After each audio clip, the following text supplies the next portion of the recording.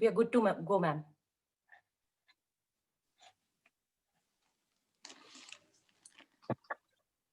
A very good morning to all the viewers and welcome to yet another wellness webinar hosted by Delhi Public School Sector 45 Gurgaon.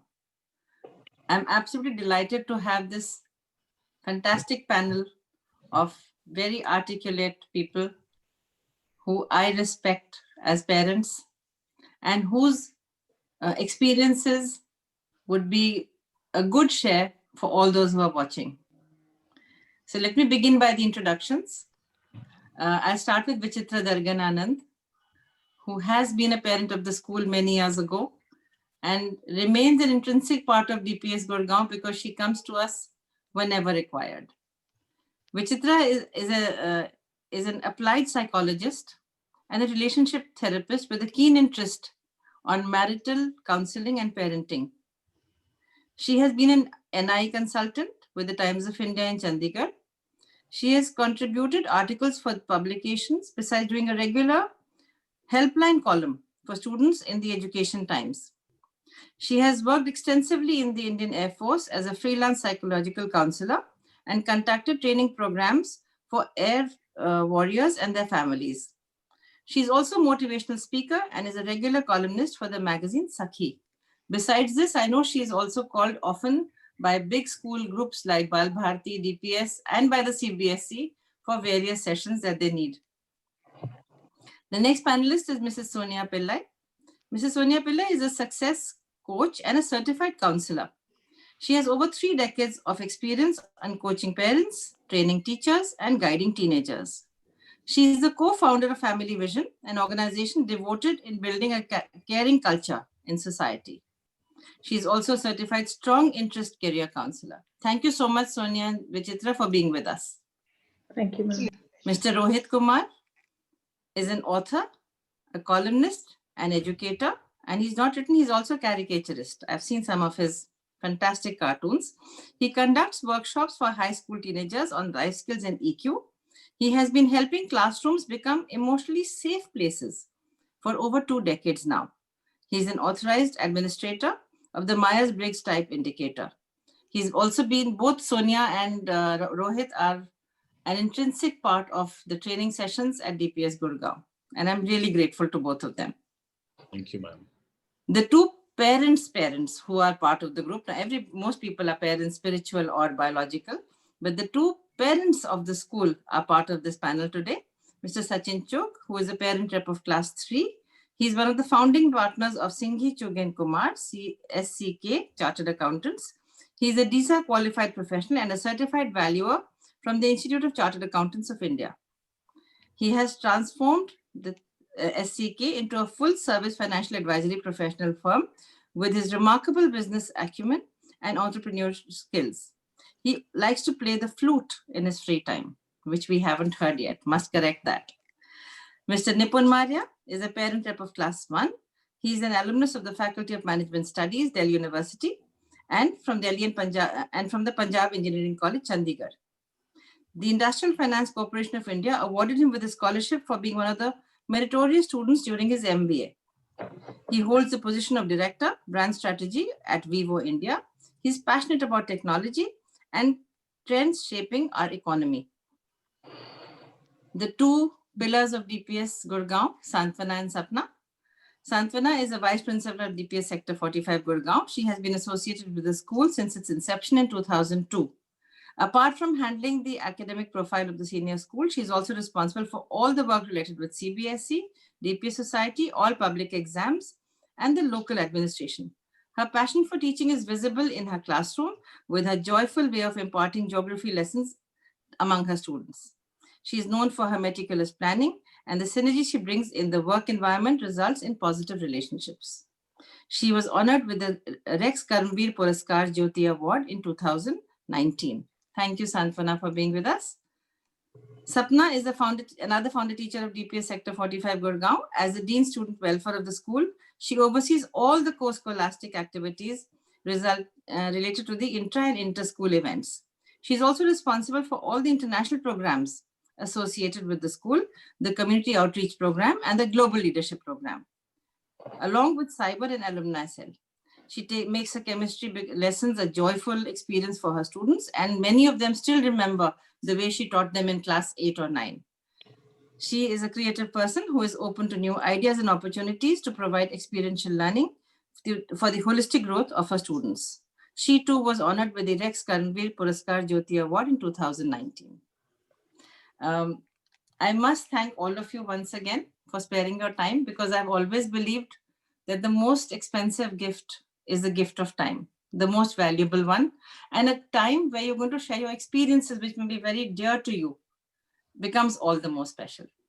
Today is also a sort of a special day. It's one day before our 19th birthday. DPS Gurgaon turns 19 tomorrow.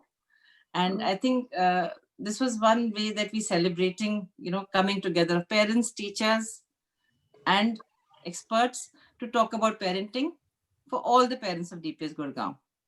So my first, when I begin, for most of my orientation programs also, I always say this, that the two very important roles that we hold in our life, of a spouse/partner and of a parent, nothing prepares us for it. No one teaches us. There are no lessons in any subject at any class through school and college. And I think I'm making a difference because I keep talking about this, in an assembly, I could just bring it up at some point, as part of friendship, because a relationship is based on respect and friendship.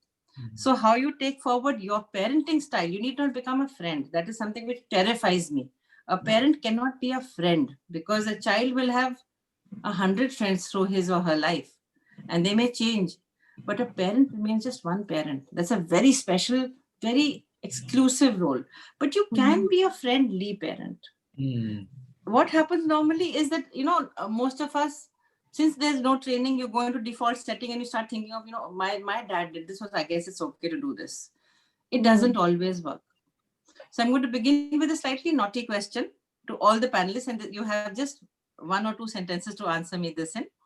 What is that one lesson that you remember as a child from your parent, which you wish to impart, or which you always use when you are doing your own parenting? Anyone? I'll begin with Vichitra. Okay, the first thing that I can think of is that my parents always respected my opinion. I was never told to do something simply because they said do it like this. So I think Perfect. Being valued as an individual in my own right, even from an early age, I feel that it did wonders for my initiative and my self-esteem, and I like to carry it forward the same way with my son. Wow, thank you. That's a very, very important lesson. Sonia? Okay, so I remember that my parents were pretty skilled at knowing when to converse about something seriously, and then at other times knowing when to distract and take the conversation out of the house over an activity.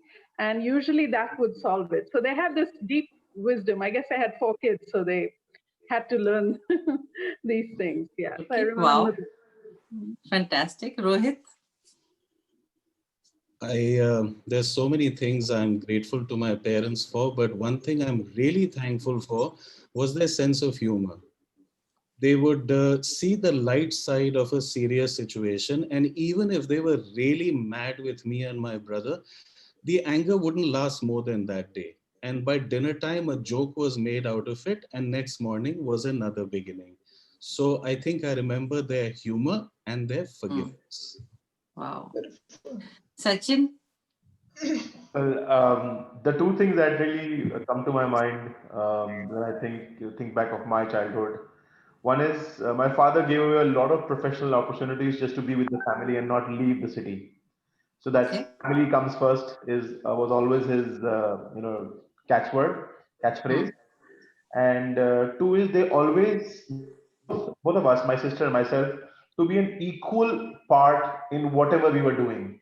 It was never a superior or a subordinate relationship or a parent-child relationship. We were always equal in everything that we were doing with them. Okay. Fantastic. Nipun? Yeah, good morning, everybody. Thank you for inviting me on the panel today. One thing which I really remember from my childhood was how my parents always held high standards. They expected high standards from themselves and also expected high standards from their kids. And I think somewhere my philosophy is that kids live up to whatever standard you set for them. I So, agree. so I think the fact that we had high benchmarks to achieve, I think that Yeah. was something which always pushed us and motivated us.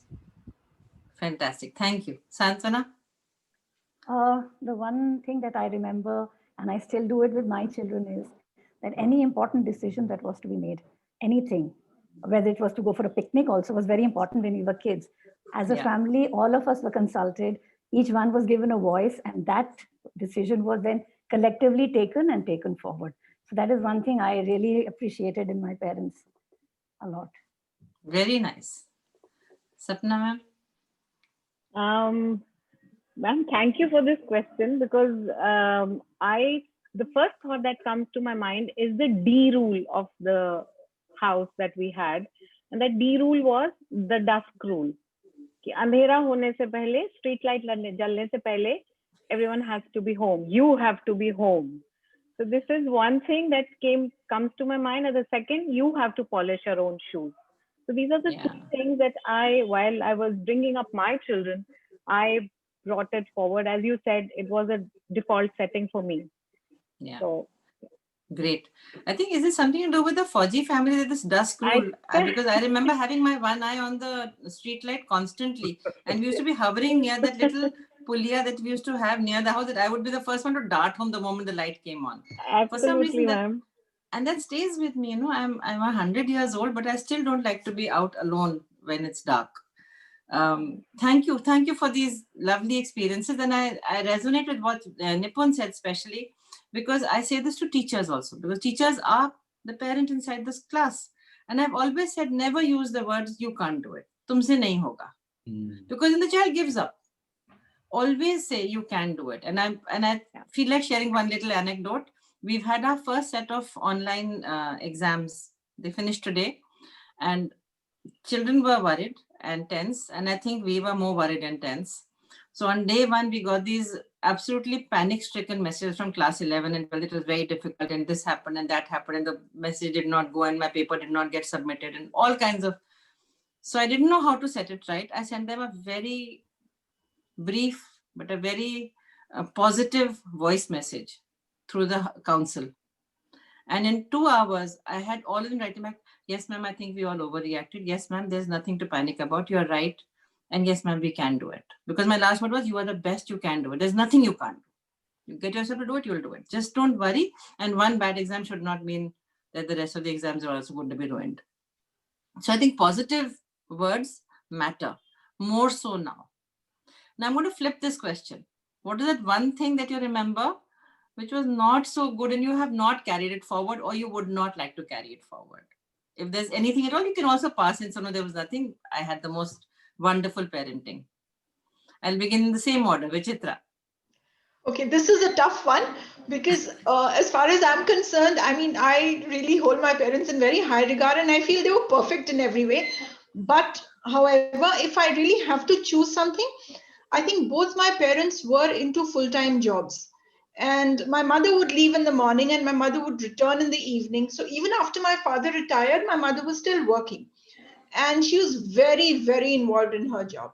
So even though she was an excellent parent and she was an excellent mother, and she would be available for me throughout the night, even after her job, you know. So if I had an exam the next morning, if I'm up till 2 a.m., she would be up with me. But I knew, I could see, you know, how much she's harming herself with it. And if there's one thing that I would like to give a miss, and I do give a miss, it's being a full-time professional. So when it comes to my own parenting, I'm the hardly working kind, not the hardworking kind. So whenever I'm needed for my son, I just drop everything like a hot potato and just move on. Great, great. Sonia? Well, I was blessed with amazing parents, I have to say that. But given the generational style at that time, I think that one thing I would have wished for that they did less was the authoritarian style sometimes that would sort of creep in. And that's something I've tried not to do with my children. And, just always not sort of put my foot down on too many things, but just, discuss and keep it very open so that they can come back with a contrary point of view to any subject. Rohit? So I think like everybody's parents here, mine were incredible. And I think my mom was one of the most generous people there was. But there was one thing, and I'd be really excited about something that had happened in school. And I said, Mom, I need to tell you something. And she'd be cutting salad and she's saying, yeah, go ahead. And I'm like, no, you need to listen to me. I have to tell you something. And she'd be like, I'm listening. And I'm like, no, you're not. And she'd be like, yes, I am. And it took me years to say, please stop cutting the salad and listen to me. I mean, she finally got it. But I think that's the one thing I learned. When someone is talking to me, I cannot multitask and I have to stop everything and look at them and just be there. So yeah, Wow. I think that's one thing. Fantastic. What about you, Sachin? So I hope my dad's not online, right? I'm sure he is. So Dad, I still love you, right? And I'll continue to do that. So, echoing Sonia's sentiment, the authoritarian way of doing things, maybe it's a generational thing, as she rightly said it. But yes, the fear factor that the parenting style brought into, I am certainly trying to avoid that with my parents. And that's the only thing that I think was maybe a little harsh on all of us. Okay. Fair enough. Nipun? Nothing really, ma'am, as far as I'm concerned. I think Wow. those were different circumstances, and looking at the realities of those times and the backgrounds, I think my parents came from. I think they were wonderful at different points in time. At once, they were my teachers, my friends, everything. So I won't really say that there's anything which I'm not. Perfect. Like I said, you can pass the question. Sanjana? Ma'am, like everyone's saying, parents are fantastic and there's no doubt about it. Till date, I mean, if my mother looks at me and says something, I stop and start doing whatever she says. But the one thing I never liked what they did was if one fell or got hurt, they would strike the surface of that thing. Say, "Usne chot lagai, main usko wapas chot lete." Ab rona band kar do. And that was one thing I thought was, when I grew up, at that time I didn't realize, but when I grew up, I realized that, why are we striking back? What did I learn with that?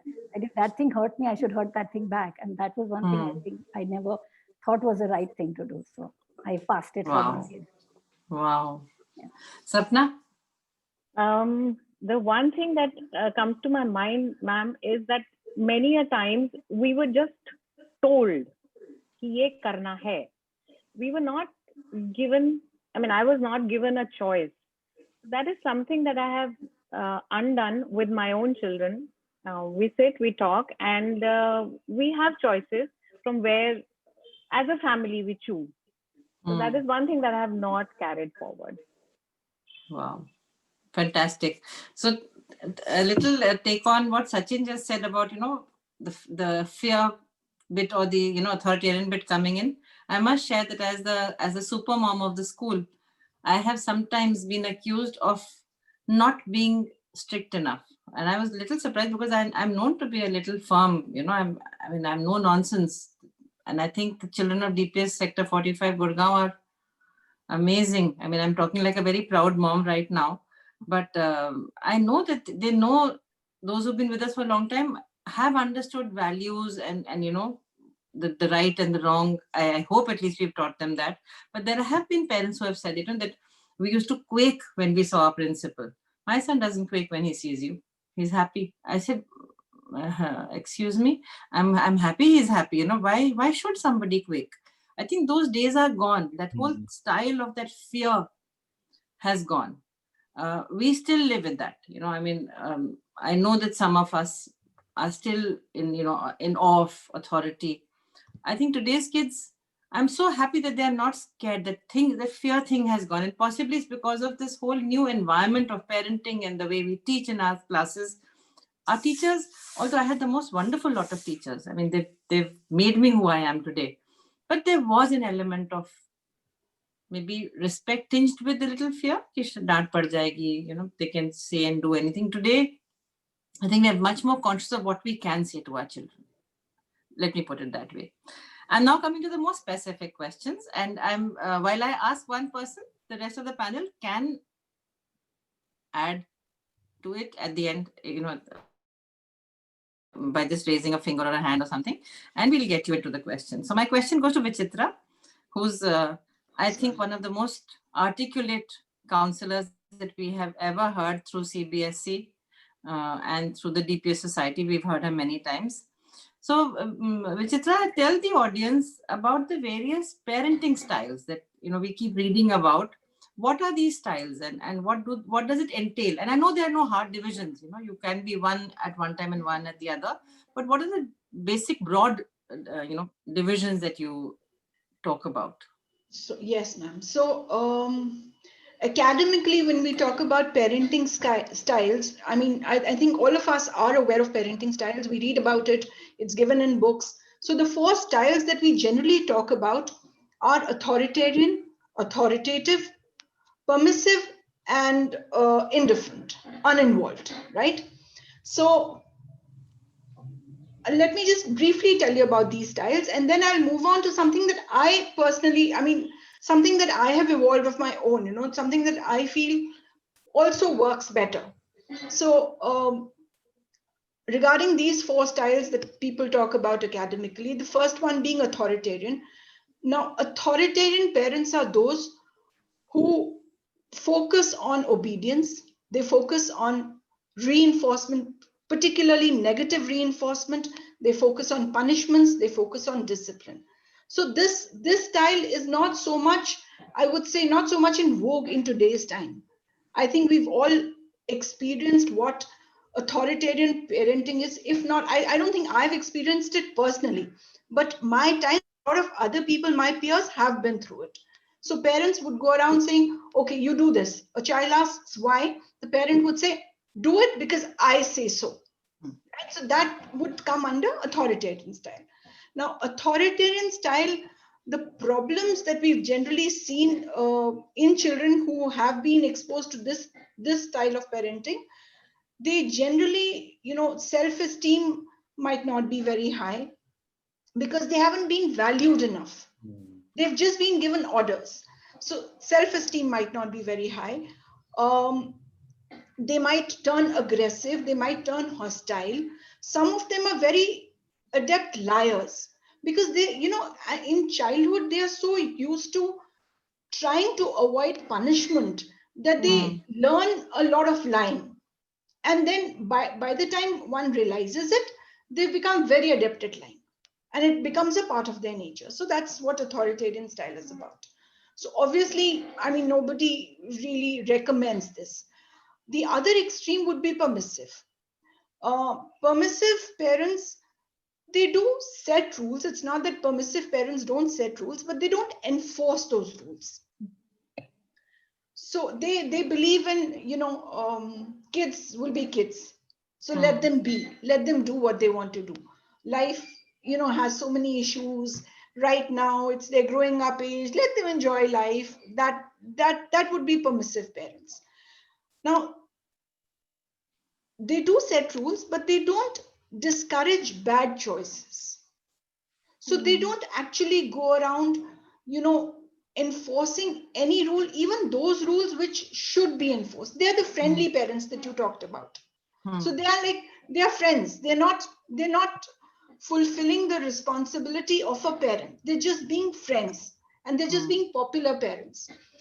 I must concede, I have been a permissive parent throughout, but I never felt that I needed to be otherwise. Maybe I was just blessed that I didn't need to go the other way. So generally, it has been seen. The downside, I would say, is that some of these children do grow up with things, problems and issues like obesity, like cavities, because none of those regular rules have been imposed, that you have to brush at bedtime or you can't eat junk food, or none of those things have been enforced. Some of them have also been seen to have lower self-esteem at times. for various reasons. And some of them have some amount of sadness also.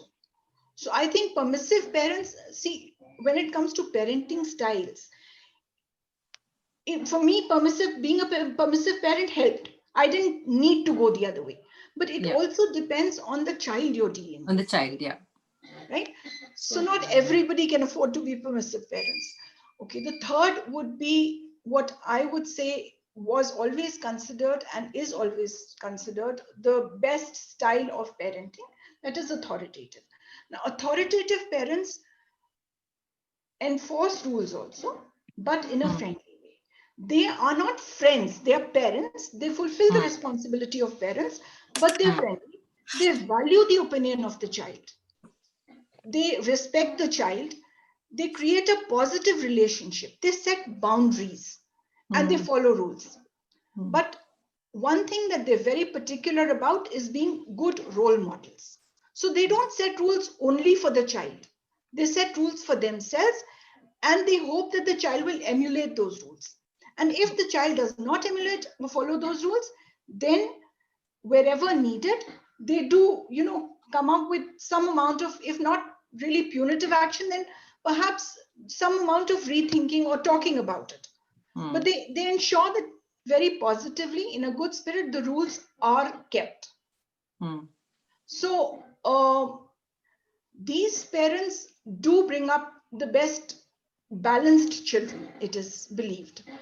So obviously, authoritative parents are really the best when it comes to parenting styles, academic parenting styles.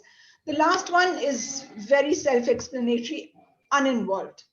They are the ones who believe, okay, we have kids, they will grow up. बच्चे पल जाएंगे और वो पल जाते हैं. So, they've just left everything to chance. They've left everything to fate. They've left everything to God. I don't think this happens too much in our country, because somewhere along, I think most of us are involved. But yes, that's one style of parenting. Now, I look at styles of parenting in a slightly different way. Why? Because I believe, as with anything else that you do, you have some raw material, you have some finished product, and there is some processing in between. If you look at a factory, you look at a shop, you look at anywhere. So any organization has some kind of a processing in between. There is a raw material and there is a finished product. Now, I would like to look at parenting also in a similar manner. What I mean by this is, now every parent has a child at their disposal, and they're looking at some finished product. Now, what is the finished product we're looking at? A well-balanced, happy individual with initiative, with success, with everlasting joy. Those are the kind of things I think every parent wants for their child. Now, actually, where we differ is how we actually go around achieving those goals. So I would like to say, as a parent, you're either a producer or a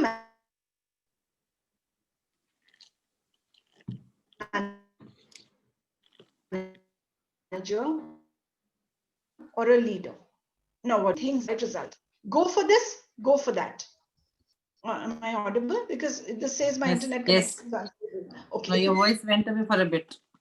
All right. So as a parent, if you're just going for things and you're telling the child, go for this, go for that, get this much percentage, you must get into this, this particular school or this particular college, you must do well on your test. You're just a producer, right?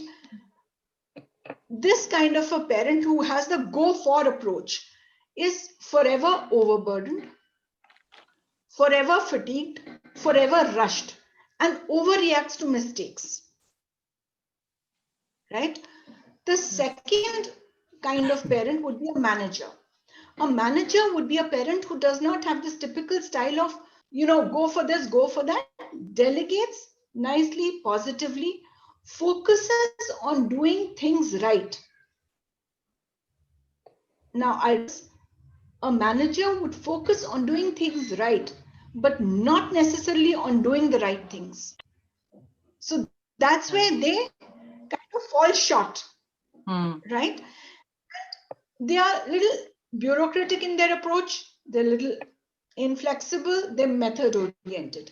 And what happens with this is they are focusing on efficiency. They're not focusing on effectiveness. Now, efficiency is different from effectiveness. With machines, you talk efficiency. With humans, you talk effectiveness. So I would say managers as parents are better than producers, but they're really not there. So we go a level higher, and I would say the best form of parenting would be when, as a parent, you are a leader. So as a leader, you actually bring about change. You provide direction through modeling. I think somebody else just spoke about role modeling today. So role modeling, I think, is the biggest fact of parenting. So being a leader is about providing direction through modeling and through vision. A leader would motivate through love and inspiration.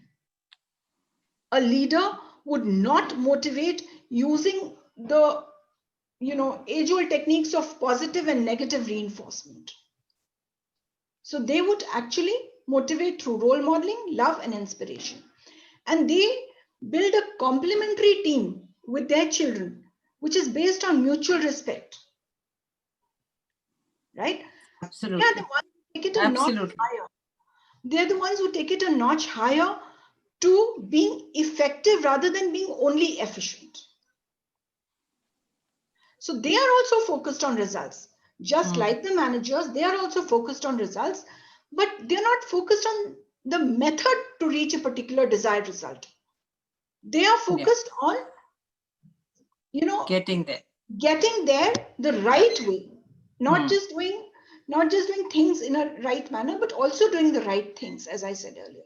Yeah. So I think in your role as a parent, if you strive to, move on from producer to manager, as the child grows older, to being a leader, I think you're just there, and then you can't go wrong. So you've got the roots, and then you give the wings. That's what I believe in. Wow. Thanks. That was so nice, Vichitra. I love these 3 roles that you have spoken about. But do you also agree? I mean, this is open to everybody, that there is no one right way. Yes, absolutely. Even within the home, like as a parent, I saw what worked with my daughter would not work with my son. Absolutely. So I would have to change, without an obvious change. And I didn't want to be told that, that I am playing any favorites, because I have never played favorites. So you have to change because each child is different, they respond differently. Somebody will do it on their own, somebody will have to be coaxed.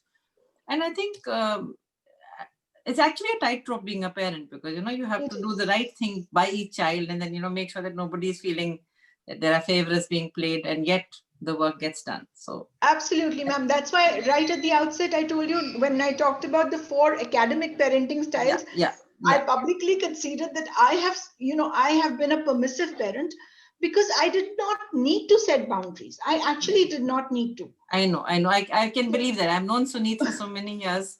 So I'm sure you would not have needed had I gone any other way, I don't know whether it would have gone right. Yeah. So though the book says that being a permissive parent is not the right thing to do, but in my case it worked. It might not work in some other cases. Yes, I absolutely agree.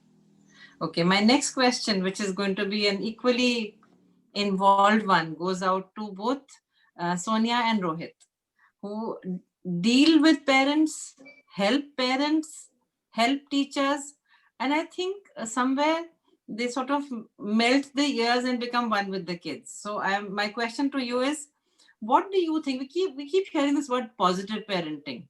Now, what is positive parenting? We all want to know, and I'm sure the viewers would like to know, what in your view is positive parenting? And while talking about that in your conversation, Sonia, if you could also dwell a little bit on how parenting may change as children grow. And Rohit, for you, within this question is how parents can be positive role models for their own children. Over to you. Okay. Rohit, please begin. Ma'am, that's a fantastic question, because I think we are living in a very negative world right now. And we want, if you ask any parent, like, what do you want your child to grow up to be? They won't actually name an occupation, but they'll say, I want my child to grow up to be happy and to grow up to be a good human being. At the end of the day, that's what we want for our kids. And I think what we have found, at least, is that, as somebody once said, I would rather see a sermon than hear one any day. I would rather one would walk with me than merely tell the way. So I think Wow. Lectures and talks and all of that, although it is very necessary, I think it's very important for parents to keep talking about what they believe is the right standard. As I think the good people in this group brought out, their parents did, hold them to a high standard. I think many times the eye is a better pupil than the ear. And what children see is what they will ultimately end up emulating. Now, I don't remember my parents giving me too many moral lectures, you know, but what I did do was I observed them, and I observed their generosity, and I saw how they never sort of talked ill about anybody behind their backs. Like, even if the person was a real pain and they came to our house and I was like, oh God, how could you have this person over? When the person left, I'd be looking at both mom and dad and I'm like, are you going to say something or should I? And they did not say a bad word. And that really stuck with me. And I was like, wow. And I talked to my father once and I said, how do you do that? He said, if you can't say it in front of their faces, don't say it behind their backs either. And I remember that I think the positive parenting comes when you just lead a positive life. And and the other thing I would say about positive parenting is, evolutionarily, human beings are created with what we call bad weather brains, because I think our ancestors grew up in something called the Pleistocene era, I am taught, where major seismic shifts were happening, climate change was happening.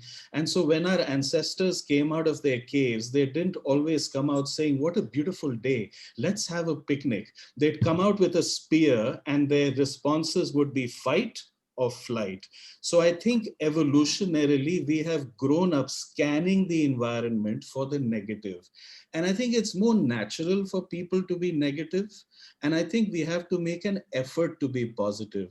And so what a lot of psychologists have also said, they talk about the 3:1 ratio, that we tend to remember the negative 3 times as much as we tend to remember the positive. And so in order to keep our relationships healthy, flourishing, happy, and growing, we actually need to have 3 times as many positive interactions than we have negative interactions.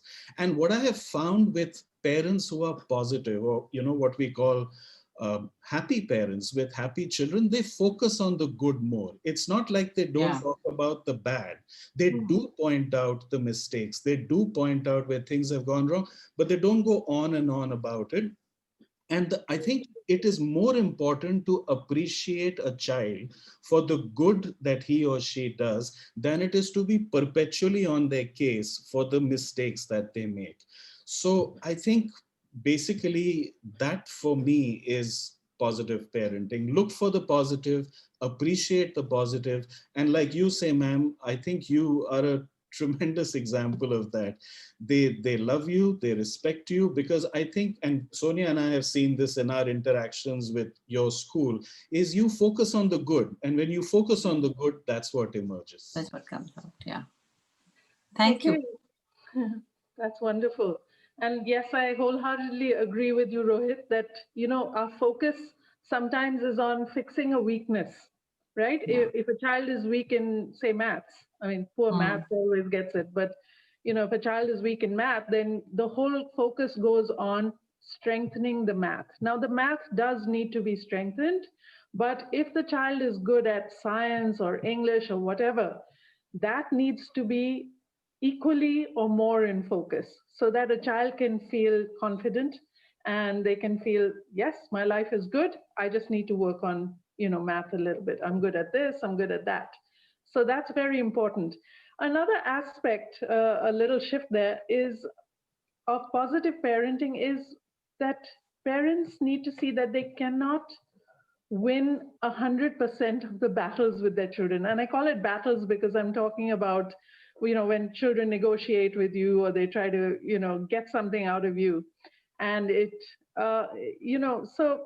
and you also see shifts in their behavior when they're teenagers, when they're going into adolescence. I'm sure every parent who has teenagers has noticed that shift.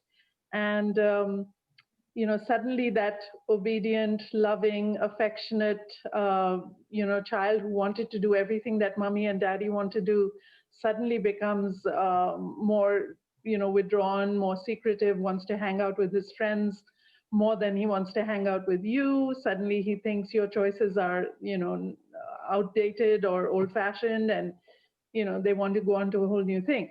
So there are two things there. One is our parenting style has to change. It's like if we understand what's happening with our children, they're going through 5 different changes. I mean, ma'am, when we go through one different change, if I have a headache, that's enough of a challenge for me to try to stay, positive. But adolescents are going through 5 different changes: physiological, chemical, neurological, all these things. And they are going to sometimes miss a thing or two, and have moods and have mood swings, etc. And also, they are trying to now, so far they've been your child and you have been their role model. And don't worry, you'll continue to be their role model. But in adolescence, they need to find their own identity. So there is a shift. So what they tend to do, being children, they tend to throw out everything, the good with the bad, everything, and look to new things, look to their peers for wisdom, to find their own identity. So if you understand what's going on with them, you can work with them. And I think the best advice that I can give a parent who is handling an adolescent is to not expect to win 100% of the battles. Like, pick your battles. Is it more important that you have a conversation about substance abuse, or is it more important that the hair has to conform to how you think it should be? I think the hair, the clothes, leave all that, let it go, the music, and focus on the majors. Pick 1 or 2 things that you can work with your child so that you're not sort of nitpicking on everything. And I think you'll find if you keep the communication open, it can be a very positive sort of a time for you, which will later on, be a strength in their lives. Thank you, Sonia and Rohit. That was such an eye-opener. I think parents are going to bless you for this, because a lot of them they're actually seeking answers, and not every parent is so-called successful. Although I keep calming down parents, I say, it's okay, all this will pass, don't worry. That has been my mantra, that whatever be it, it's going to pass. So I remember there was this one kid who didn't like maths at all. And she was actually getting down to becoming a mass of nerves. And this was, I think, early years of the school. And she was brought to me finally by the parent on a parent-teacher meeting.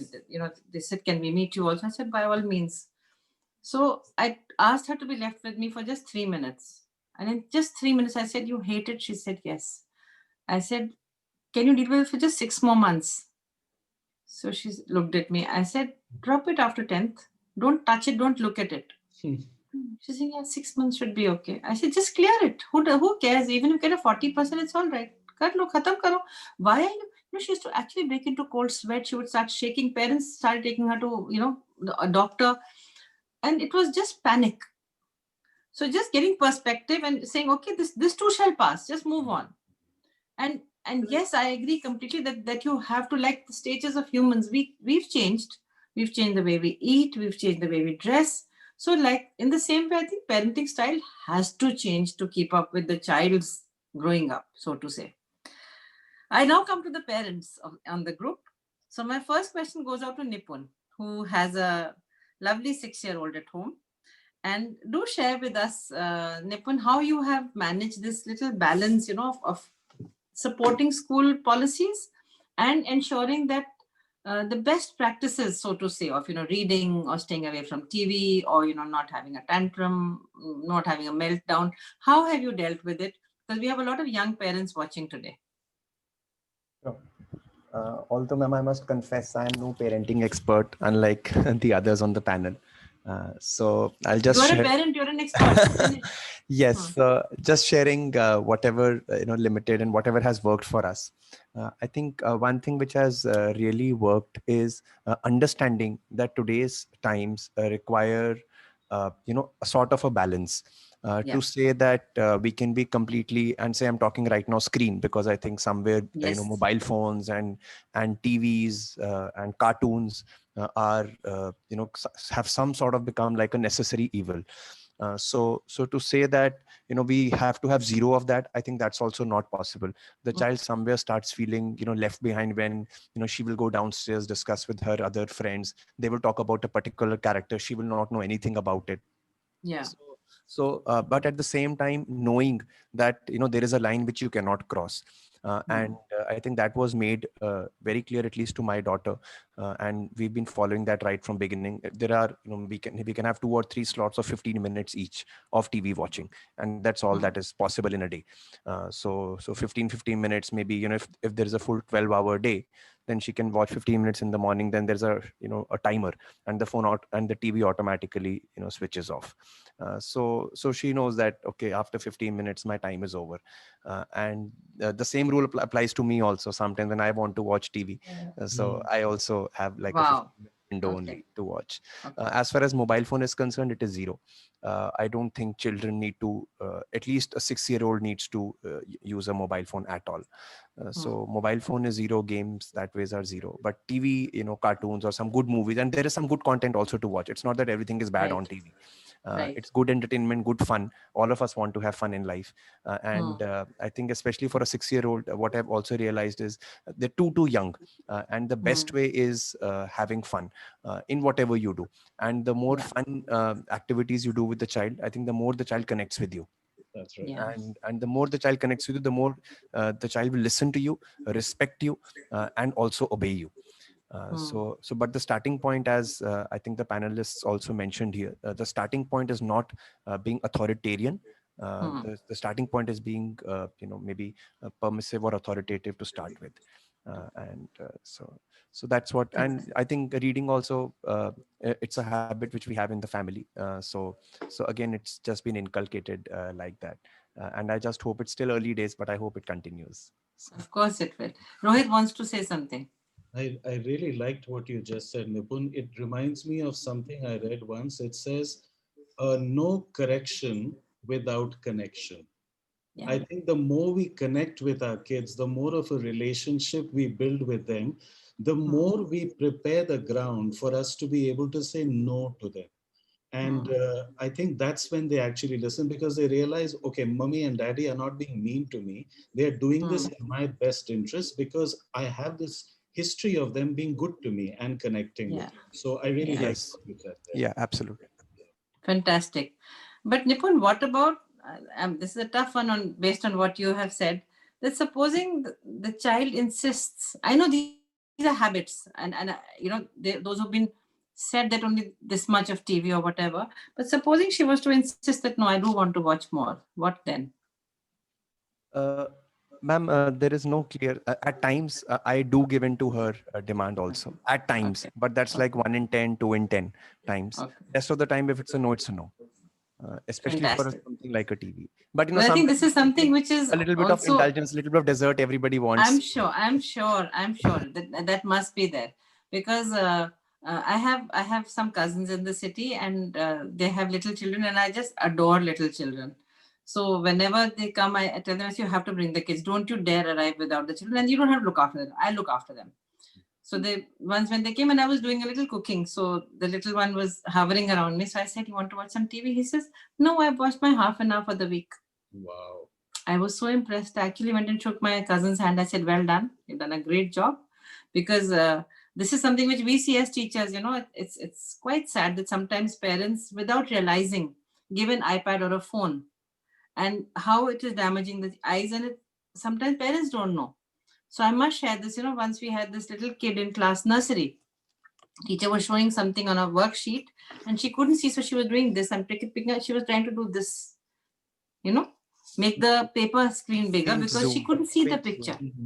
So that it broke our hearts that this little 3-4-year-old with a tiny little hand is trying to enlarge the picture on paper. And we had to tell the parents, something's going wrong. So, I think this is a wonderful insight, and I'm sure young parents who are watching will have, without you being an expert, you have given us a great tip, Nipun. Sachin, I come to you. A more tricky question that, parenting is a job of both parents. Gone are the days where, it was left to the mother, ki, tumhare bacche ne ye kiya, kind of a thing, and the mother toddles up for a PTM. I think both parents must be partners in this, right? So what happens, supposing the two partners disagree on what should be done regarding going for a party or getting a mobile phone for coming first in class or anything? You can list the disagreements between partners, but what if there's a disagreement on a parenting issue? Yeah, I see one of the questions here on this thing. What are the challenging areas as parenting? I think that's the biggest challenge that we all face right now. See, all of us, whether it's me, you, anybody, all of us are professionals and all of us are doing well in what we are doing. And what happens is that we are bound to have difference of opinion on something or the other. Whether it's, as you said, buying a mobile phone for the child or giving him an iPad because of technology versus or whatever, it could be any damn thing. But I think the first and foremost thing is, I think what we probably practice at home, and I've had my watershed moment to arrive at this, conclusion that I'm sharing with you guys is the standoff cannot continue. Yeah, that is the statement that we must follow. We are one united family. We've come from a one united family, and we present a face of one united family. Whether there are rules, whether there are permissions, as the elite panelists have shared, I think we need to come together, respectful tone discussion, and lay out those rules and boundaries that are very important. Gone are the days where I can just simply catch hold of my son's head and say, no, you got to do that. No, it has to be respectful to each other as spouses, respectful to children as parents. And most importantly, I think we need to think long term when we decide on what we are prescribing for or presenting a picture to our children. So, and what we've done is probably internally, we've started having signals between me and my wife where we know who has to stop when and, who takes over. Otherwise, what I feel is we were landing up probably polarizing decision making in the house. On an X thing, mom will take care of, Y thing, dad will take care of. No. So the perspectives were getting kind of polarized, and the children were also getting polarized in terms of whom they had to approach for a particular thing. So, and it was also leading to a situation where, the good cop, bad cop situation that we see all the time, that we've completely stopped. We are just not continuing with that. And I think it's a very good strategy to kind of follow. So this is where I think we need to come together, present, as I said, one united family portrait to our children, so that they also carry that same sentiment as they are growing up. That's the biggest challenge I think that parenting sees these days. So tell me, is this decision taken beforehand? Have you discussed this as husband and wife as partners, that we will not show disagreement? I want this message to go out to the parents, because sometimes in front of the child there's a disagreement, and that firstly confuses the child, and secondly, like you said, bad cop, good cop. They know, children are clever. They know that if they want a certain thing, who should they go to? That should not happen. It should be, like you said, one united front, whether it's grandparents or parents, everyone coming together to make certain decisions. So is it pre-decided or is it done on the spot? So, ma'am, as I shared that I personally have had my watershed moment where I realized that, yes, no, we need to correct this. Yeah. And then I think it was a mutual, we've been married for like 16 years now. I think we know each other better than we used to know each other 10 years, 5 years, 8 years back. So So I think it was a mutual adjustment that me and my spouse made with respect to this particular subject. So I think both of us now know when to back off and when to, most importantly, come together. So I think it's learning it's a learning curve that a parent has to have. That's what it has been in our case. Yeah. Great. Thank you. Thank you to both the parents. I now come to the two teachers. And I have the same question for both of them, and they can answer in their own way. As a vice principal and as dean student welfare, I know you interact with a large number of parents, and parents come to you for advice, or you have called them to give advice. And sometimes you know that something's going very wrong. So what is it one advice you want to give to parents to avoid any problem in the future? Anything that you think that you feel very strongly about, that this should not be happening. These are kids. So what is it that a parent can do to avoid problems, and what is it one advice you would like to give them? Santvana. Ma'am, it's sad to see sometimes that parents thrust their vision, their aspirations on the child. And that is something which we should really avoid. A family of doctors wants their child to be a doctor. A family of lawyers wants the child to be a lawyer. And that is not fair. The child should be allowed to pursue his or her own dream, his or her, aspirations, they should be allowed to fulfill. So as parents, we need to be very conscious of this. We should give the child that much space. We should understand from the child what is their want, what do they want to be, what do they want to do. And we should encourage that, not force our own dreams and aspirations on them. So my only advice to a parent would be, love your child for what they are, not what you want them to be. I mean, that is the biggest thing I would say to any parent. That's what I have seen over the years. Fantastic. And I think Santvana and I and the senior school headmistress face this problem the most, because most children come and cry in front of us that, ma'am, I want to do this, but I'm being forced.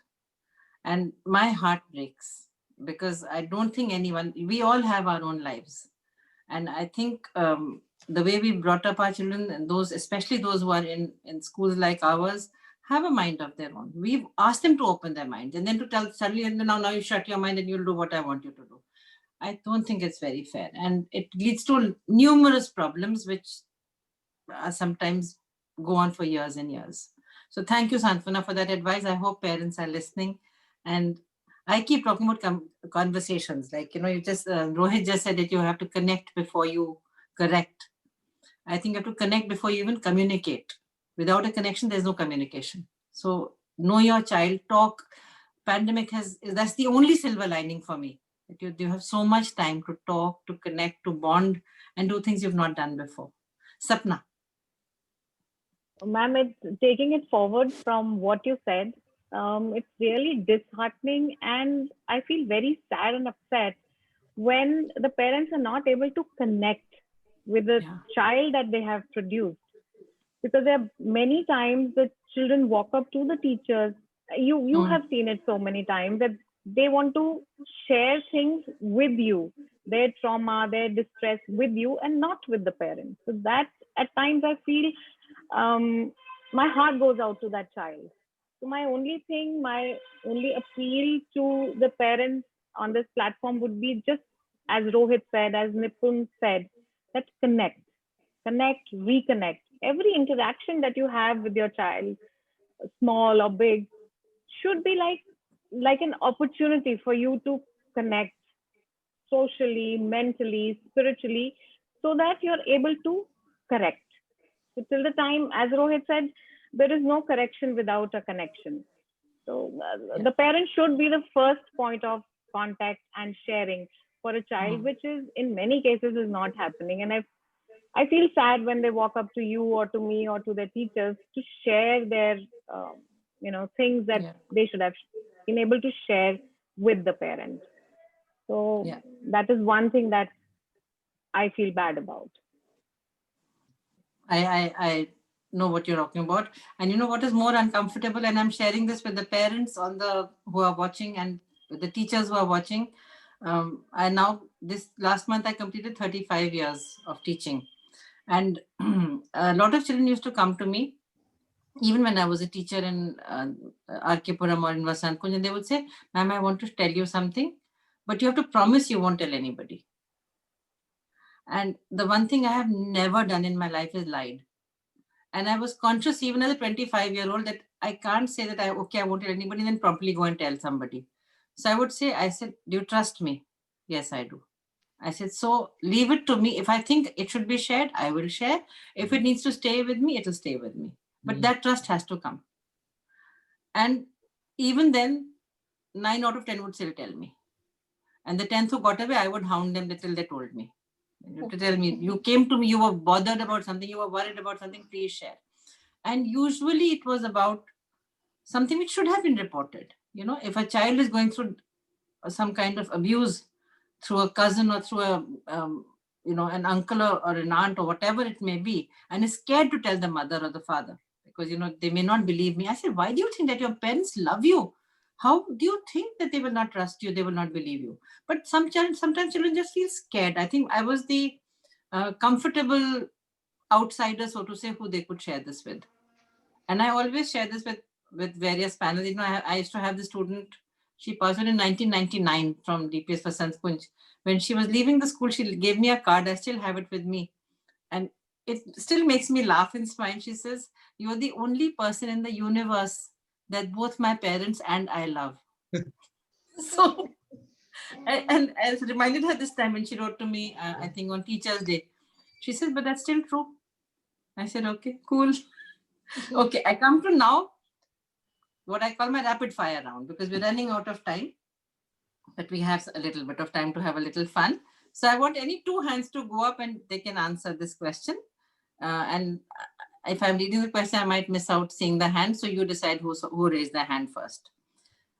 So this is a situation. A 5-year-old is having a proper meltdown in a toy shop. What should be done? Sonia. Okay, so the 5-year-old should have had a conversation before going to the mall. So the discussion should have gone something like, "We're going to the mall, we're going to be going to the toy shop to get you this thing. Now you may see another thing." So like walk them through the whole experience. Now, when you see that other toy that you really want, but mom and dad are not going to buy that for you, what are you going to do? Are you going to throw a screaming fit? And then you get the child to sort of go through that experience beforehand, ask them all the questions, prepare them, and just talk back and forth and get the child to agree that throwing tantrums is not a way to get what they want. So then the whole conversation has to happen beforehand for there to not be the meltdown there. Now, I mean, you'll still have meltdowns with 5-year-olds, but I think the best thing to do is just to pick them up and comfort them and take them somewhere else and maybe just, calm them down with a cup of water or something and have a conversation. But for the most part, I would, take care of it beforehand so that it's preventive rather than having to take care of something, big and embarrassing for the child also. Yeah, I agree. The conversation, like I said, conversation is very important even with a 5-year-old. I would take my son sometimes to help me choose a gift for somebody. Right. So he would be told that I'm not buying for you. Right. Not because I can't, but because I won't. Yeah. You've just got a gift. So you're going to help me choose something. And fortunately, he would always listen and make a deal with me. "Okay, next month, can this be bought?" And I would say, "Yeah, next month is next month. We'll see." They must understand. Okay. I'm sorry to interject, but then what if the parent also gets a meltdown? Ooh. Yes. So I've seen this, I must tell you. I think this young mom, she must have been told that if a child, holds their breath, you also do that. So they'll get in shock and they'll start looking. So I saw the child having a meltdown and the mother doing the same. She lay down on the floor. I got the fright of my life.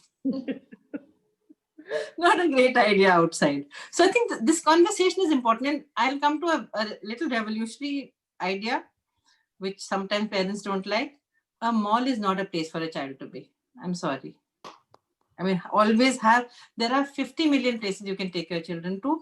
No, mall is not one of them. There's nothing for them to do. It's boring. And I've seen children being bored stiff inside a mall because if a mom is going, she's maybe going to do some shopping, which is of least interest to the child. or you leave them in that little play area that you have. I don't know. I mean, I'm just uncomfortable. We've never done it. And sometimes my husband holds it against me that, you know, for the first 3-4 years of my children growing up, I didn't want to go on a holiday.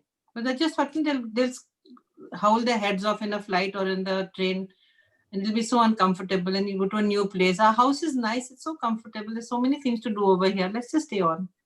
So my second situation, you find your 10-year-old hiding test papers.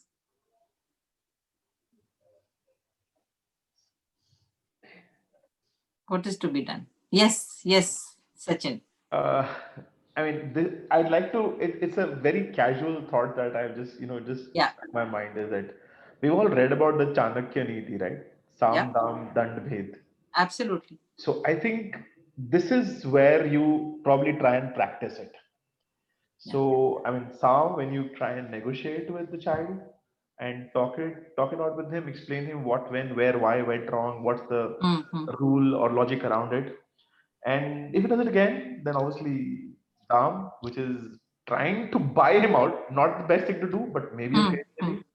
And Bhed is when you're trying to kind of exploit their weakness. Once again, not a very thing to doubt, but otherwise Dand. I think you've got to tell them who's the boss and what's wrong. If they don't understand, Dand has to come to the picture. Yeah. So sometimes parents did come to me with this. They brought me, sheafs of papers. Actually, they came to shout at the teacher that you've been having Monday tests and you don't return the papers. And the poor teacher quaked because she's been giving them back, right on time. So I turned the tables on the parents. I said, what have you done that the child has to hide them? I said, were your papers like, 100% types? Even if they were, big deal. Nobody cares. Why have you created such a fear psychosis that the child would rather hide them than show them to you, or would rather fudge some marks over? The children have done that also. And all that amounts to only absolute fear. Right. Children are naturally not fearful. Children are not intrinsically distrustful, but you make them that. You create that fear that there are going to be consequences of you getting a 5 on 10. तो वो छुपा देगा कि consequence देखना ही नहीं मुझको, कहानी खत्म करो. So children are brought into that situation. Yes, Rohit. Sorry, not to interrupt. No, yes, please. There was this movie called Father of the Bride with Steve Martin. Yeah. And there was this one line in which he says, I come from a long line of overreactors. And that always really stuck with me, that the last thing a parent needs to be is an overreactor. Like, especially, 10 years old, 15 years old, they will come and say some really shocking things. I think the trick is for us not to get shocked and say, okay. So once your child knows that even if I make a mistake, I may get a consequence, but they're not going to completely have a freak out and a meltdown. Then, like you were saying, that fear psychosis goes away. So I think I think as an actor, my role is to not be an overreactor. Yeah. So probably, I think when I think back as a mother, I was a strict mother. I was firm on a lot of things, but I think this is one thing that I can count as one of my successes. My children never hid anything from me. That's right. My son, if he didn't like maths at all. So when I would see it on his face, ki kuch aaj gadbad hai. And I would ask him casually while setting the table. I said, marks mile koi? I said, not nice. He said, okay, you know where you made the mistakes, na? Improve it next time. But there was nothing more beyond that. Nothing. So I think that culture grows, when you plant that seed very early in life, you grow a plant that is going to trust you, that's going to love you, that's going to depend on you. It's a great feeling. Yeah. My third difficult situation, and I'm sure the parents who are watching are understanding where I'm coming from. Now, your 15-year-old child, I will not say son or daughter because I think both should be treated the same, want to go for a late night party or a sleepover. Now what? So I'll come from when I was growing up, there were a lot of sleepovers, spend the night. And my mother would always say, you spend the whole day there. Raat mein to sona hi hai na? I'm going to pick you up. You tell me the time, 9 o'clock, 10 o'clock. So here the dust rule did not work because you're in somebody's home. And of course, every home was vetted. My parents became friends with all my friends' parents. And likewise, now some of my closest friends are the friends I made because of my children, from their classrooms. So what do you do then? How do you deal with that?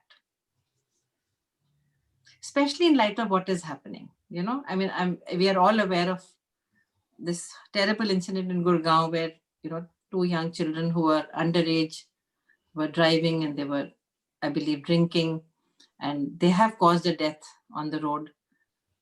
And while I blame, of course, the children are being punished and my heart goes out to them, but I think the real problem lies with the parents. Why was drinking allowed? Drinking age in India, for whatever reason, is 25. It's certainly not 17, 18. Certainly not. And no child can have a car at that stage. So, I mean, now you're talking about it, but I mean, I'm just linking sleepover with this kind of a thing. What would you say? How would you talk to your child about this? Because normally everybody is going. You are the only one who says no.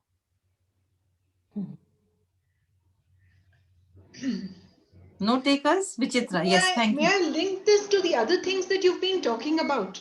Yes, like, please. I would feel that, if you've been parenting right, then these problems in the first place will not occur at all.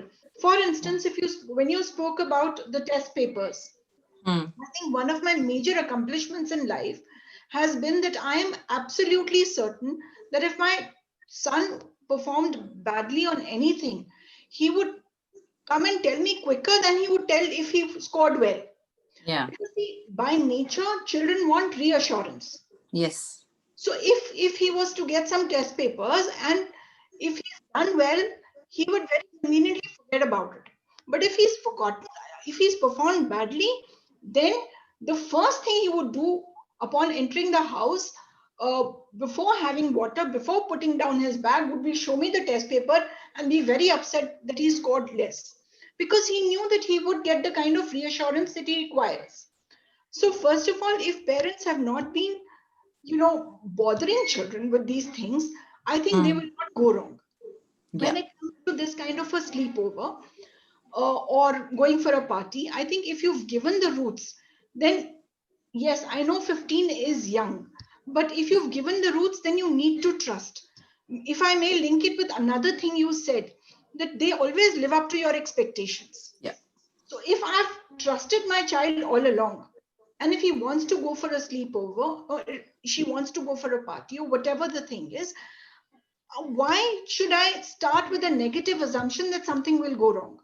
If my parenting has been right, nothing is going to go wrong. And if my parenting has been wrong, then there is already an issue with me, which I need to go to a counselor for myself. Yeah, I think Sonia wants to add something. Sonia. Yes, I do want to add something. I think this is going back to what we've all talked about, that every child is different. And 15 is an age where they are looking more to their peers and they want to impress their peers. Like, parents are for free. No matter how badly you make a mistake or do the wrong thing, your parents have to have you back, right? Yeah, they can't throw you out of the house. So parents are for free. You don't have to impress them too much, but peers are not. Peers have to be won over. You have to do things to impress them. So 15 is a very, very crucial age, very delicate age, I'll say. And I think that you have to know your child, what they can withstand and what they cannot. So for example, I've had conversations with 15 and 16-year-olds where they've been forbidden to go to parties where everybody was drinking. And we worked this out. We talked about it thoroughly. Like, what would you do at such a party? Because if you're saying you don't drink and everybody else is drinking, which is wrong, it's against the law, it's against any sort of reasonable, expectation, then what are you going to be doing there? And most kids have decided on their own that they will not go. Because I think you have to, when you say you want to give children something to live up to, you have to also see the times. If right now high school get together means drinking, it means substance abuse, then you need to be a little more protective. I think when we were kids and we were 15 and 16, there was less of that. Think about it. And still, our parents were pretty protective. I think all the things you said about vetting the house that they're going to, knowing the other parents, having a free and frank conversation with them, all that helps. I think I would do all those things. But I would also keep in mind the child, like what kind of a situation are you putting them in? Can they handle it really, even if they have the best of intentions? And look at their age as well. Look at what's happening within them. So I wouldn't say a yay or a nay. I would just say, think about who your child is and have that conversation. What is also happening, I'm not saying it should be only because you distrust your child or mistrust children as such, but it's only about protection, you know. Exactly. Yeah. So since I've been around for so many years now, much like a dinosaur, I do remember this incident almost a decade ago, where in one of the malls, I don't wish to name it, 13-year-olds, 100 of them were booked by the police for having drinks. And of course, the pub was also questioned and all. And from among them, among those 100, there were 6 or 7 from our school. And I was more hurt than angry. So I called the parents. I said, what was happening? These are 13-year-olds. They just said it's a birthday party. I said, to aapne chhod diya. My kids went to birthday parties. I mean, they went to Pizza Hut, but I was always hovering around. Yeah. I was not in the party. I didn't gate crash, although they would have welcomed me. I was a teacher in the school, but I would just be around somewhere. So anything, if I even sense something going wrong, I would be able to pick up my child. I was there. You took the time, ma'am. See, that parenting it takes time. It doesn't just happen on the side. That's why all the conversations, the being there, the vetting, all that takes time. And if everything, you know, who are you meeting? And again, it's all about conversations. It's all about knowing what is happening, even among each other. So again, something which I think Santvana would remember, these young girls, 6th class girls, had created a little plan to meet on a Saturday in the mall. And I don't know how it came to me, through an elder sister or somebody. Somebody came and squealed on that thing. And don't name me, but I'm telling you this is happening. So I called the mother. I said, these are 11-year-olds. Aap inko mall mein bhej rahe ho? Aise. And you know, mall has certain characters which are little unsavory. How will your child manage that? So you will not believe what happened. When these 4 mamas came to the office, they were a little worried. You know, pata nahi kyun bula liya. So I asked them, you know what? And all 4 mothers were friends. They had been meeting once in 2-3 months, you know, over parties and all. Each of them said, but my daughter said that those 3 have been allowed. Why are you not allowing? Because each of those moms said on her own, said, no, you come to the mall with me. Why should you go with your friends? What are you going to do separately? I can't give you so much money. Kya karna hai? Or we'll go with you. And each of them said, you know, that means that those 3 mamas trust and you don't trust me. And these 4, although they were good friends, did not talk to each other. So the absence of a conversation. But thank God for the elder sister who came and told me. Thank God for the fact that I called these 4 mothers and they immediately, I mean, they realized what the kids were doing. They just wanted little independence. They just wanted to go out.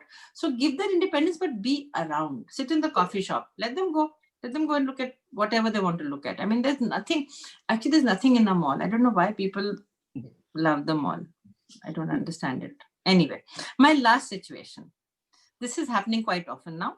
Your 17-year-old is suddenly quiet and moody. And he comes from school, shuts the door and comes out only for meals, rarely. And when you ask the parents, they say, ma'am, kuch batata nahi, kuch batati nahi, baat hi nahi karte, ma'am. What would you do in that situation? What advice would you give? Because this is happening. Santvana, Sapna, Vichitra. Why is such a thing happening is I think the onus is on us, because as parents, I think one thing that we've not been doing, I think most parents have not been doing, and we as counselors realize this because this is what we do for a living, is listening non-judgmentally and not being quick to offer solutions, not being quick to, you know, say you did this wrong, or when I was your age, this happened. So you know how kids really react to it. I've actually heard children saying this in parties, talking to each other. And one child is telling, the other child, I'd like to tell my parent this, but, once I start talking to them, they'll start the page number 415 of their autobiography again. So whenever we listen to our children, it's always, they'll start the conversation and we go, oh, when I was your age, such and such a thing happened and I Yeah. did this and this and it got solved. So you better do this and this. So we basically, what we do is we prescribe before diagnosing. So we wouldn't go to a doctor who wouldn't listen to our complaints and just give us, whatever antibiotic or PCM or whatever. Yeah. But we do that with our children all the time. And that is why they've climbed up. Yeah. So the only way to undo this is to listen non-judgmentally. And listening is a skill that we all need to brush up as parents. Yes, I agree with you. I agree completely. Santwana, you were saying something. Yes, ma'am. My only thing was that somewhere I feel as parents, we don't spend quality time with our children. We spend time, but that is quantitative time, not quality. And the day we start spending quality time with our children, I think as parents and children will bond better. And there will never be a situation where we'll shut doors and not open doors or not speak. And today's child needs that time spent, which is quality time. They want to be heard, as rightly Vichitra said. They want to be heard, they want to speak, and someone needs to listen to what they have to say. So that quality time is extremely important. Yeah, very, very true. I have one more thought over here. That sometimes children want to speak and talk without hearing a solution. Have you got that also? Yes. There is no solution. वो problem है, वो रहेगी अभी. But they just want to talk. And they come and talk to me. Often they go and talk to the counselor. They go and talk to Santwana, Sapna, Alpana, any headmistress. They may go back to their class 4 teacher because they had a certain bond with her. My only question is, I'm very happy to listen to children. They are mine. I take my responsibility very seriously.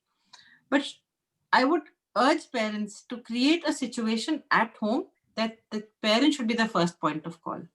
That would be an ideal situation. And then let us accept that there is not a solution for everything. Sirf, the child wants to just vent out. Don't give any solution. Say, okay, bol diya na, theek hai, we'll deal with it.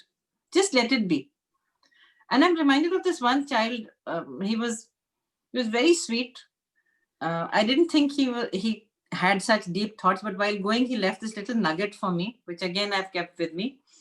He says, I've enjoyed my school life a lot, although I know I have done a lot of things to upset teachers and even you. I have only one piece of advice from an 18-year-old. There should be more people like you who will listen without judging. So beautiful. Beautiful. Because I would just sit back and listen. And though I had emotions inside me, sometimes my heart would be crying. Sometimes I would say, oh my God, I want to hug you right now. But I just kept it. Bolo, मैं सिर्फ सुन रही हूँ, कुछ नहीं बोलूँगी मैं. That must happen in homes now, because times are changing. We have to be listening to our children.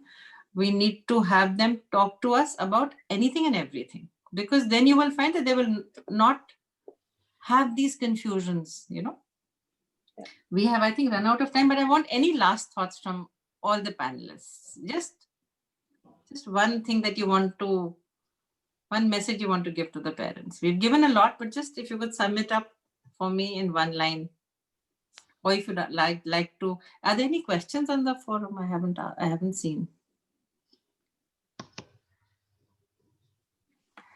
There is one from an anonymous attendee. What are the challenging areas as parenting? Every speaker talking about good things on one side of the fence. Please talk complexity of that with current context. We are living in the migratory place and there are so much challenges. Look forward to address these areas. So when he's saying migratory, he probably means that there are not so many family and friends around. Right. So I kind of like to mention here that when we were all talking about your last scenario about the 17-year-old being moody, so, it does take a village to raise a child. Yes. And I think for the parents, it's important to see what is normal teenage behavior and what is teenage behavior that requires an intervention. So if all teenagers have moodiness and mood swings, but if it goes beyond a point, then it's a problem. And look, we have a team in place. You have the school, you have counselors, you have teachers that you can talk to. There has to be that trust to get that kind of, advice and everything. Besides just having to handle it at home, which sometimes can be overwhelming because a teenager may not open up completely to a parent, even if they're doing everything right. But they may open up to somebody else, right? Yes. And I know as a coach, I get a lot of parents who are having issues with their teenagers, 17, 18-year-olds. And when I have conversations with them, you find out what's going on. And that's why it's good to have a circle of trust with other people in the school. Often I've heard of, parents and teachers or parents and the school being at odds. And that's a very dangerous situation, I think. So Right. I think to be united and to take the help and ask the advice and have that circle of trust, very important in today's time. I agree with you. To answer this gentleman or lady, whoever has written as an anonymous attendee, that living in a migratory place, that, that I presume you're saying that you don't have family and friends around. So you can't cart your family everywhere, but friends can be made. Wherever you may be living, whether it's a private home or in a condominium, you have neighbors. So as a Fauji kid, I know that whenever we went to a new place, the first thing we did in the evening of moving in was we made friends with the neighbors. And then the parents made friends with each other. And then there were lunches and dinners happening. And, there were all kinds of outings, all kinds of picnics, all kinds of, every Dashera, Diwali, Eid, Gurpurab, we would all dress up and celebrate in whatever way we knew. So all that has to happen. I think living in isolation is not the way forward. Society was created for a reason. We have to meet each other's needs. So wherever you may be staying, whoever this question came from, please make friends. Start with your child's friends. Maybe their parents can become your friends. Choose your neighbors. In your workplace, wherever you may be working, you must be having at least a few people who think like you or who you think you can talk to. And I think we need to have that little, social cushion, so to say, that, you don't want to eat at home today, yet you don't want to eat out. So going out with friends. Of course, the pandemic has put that in the, bit of a back burner. We can't go out, we can't meet friends, but then these online meetings. Yeah. I've had so many celebrations. I've attended weddings online. We've been chatting, we've been having a side conversation about how well or how badly somebody's dressed. So it's all about connecting, connections can happen online as well. It's how deep you go. So I think everyone must reach out. Please be socially active. Socially active does not mean partying every day. It means having a social group with whom you can sit and chat, go for a movie, go for a party, wherever you may live. You can have a picnic in your gardens. You need to have other people who you can talk to. However much you may love your family, you need to expand your social boundaries a little bit. So I don't think there are any other questions. If there are, I seem to have missed them. No, there aren't any. If there's anybody live who wants to ask a question. So can we end? Any last thoughts first? Okay. May I go first, ma'am? Yes, please. All right.